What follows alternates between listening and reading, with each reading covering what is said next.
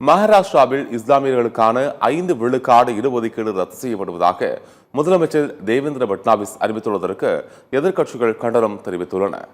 காங்கிரஸ் தேசியவாத காங்கிரஸ் ஆட்சி காலத்தில் மராத்தாக்களுக்கு 16 விழுக்காடு இடஒதுக்கீடும் இஸ்லாமியர்களுக்கு 5 விழுக்காடு இடஒதுக்கீடும் வழங்க அவசர சட்டம் பிறப்பிக்கப்பட்டது. மகாராஷ்டிராவில் கல்வி மற்றும் வேலைவாய்ப்பில் அவர்களுக்கு முன்னுரிமை வழங்க இந்த இடஒதுக்கீடு முடிவு செய்யப்பட்டது.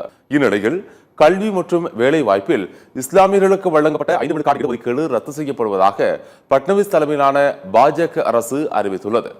புதிய விதிகளின்படி சிறப்பு பிற்படுத்தப்பட்டோர் பிரிவில் சேர்க்கப்பட்டுள்ள கல்வி மற்றும் சமூக ரீதியாக பின்தங்கியுள்ள இஸ்லாமியர்களுக்கு அரசு சார்ந்த வேலைகளில் வழங்கப்பட்டு வந்த 5 விழுக்காடு இடஒதுக்கீடு வழங்கப்படுவது தொடர்பான அனைத்து முந்தைய முடிவுகளும் ரத்து செய்யப்படுவதாக அறிவிக்கப்பட்டுள்ளது. முந்தைய முடிவுகள் மற்றும் 2014ஆம் ஆண்டு வெளியான சுற்றறிக்கையில் அனைத்தும் ரத்து செய்யப்படுவதுடன் அவர்களுக்கான சாதி சான்றிதழ் வழங்கப்படுவதும் நிறுத்தப்படுவதாக தெரிவிக்கப்பட்டுள்ளது. ஏற்கனவே பிறப்பிக்கப்பட்ட அவசர சட்டம் காலாவதியானதால் இந்த புதிய தீர்மானம் வெளியிடப்பட்டுள்ளதாக கூறப்பட்டுள்ளது. பாஜக தலைமையிலான அரசின் இந்த நடவடிக்கை சிறுபான்மையினருக்கு எதிரானது என்று காங்கிரஸ் மற்றும் தேசியவாத காங்கிரஸ் கட்சிகள் கண்டனம் தெரிவித்துள்ளன.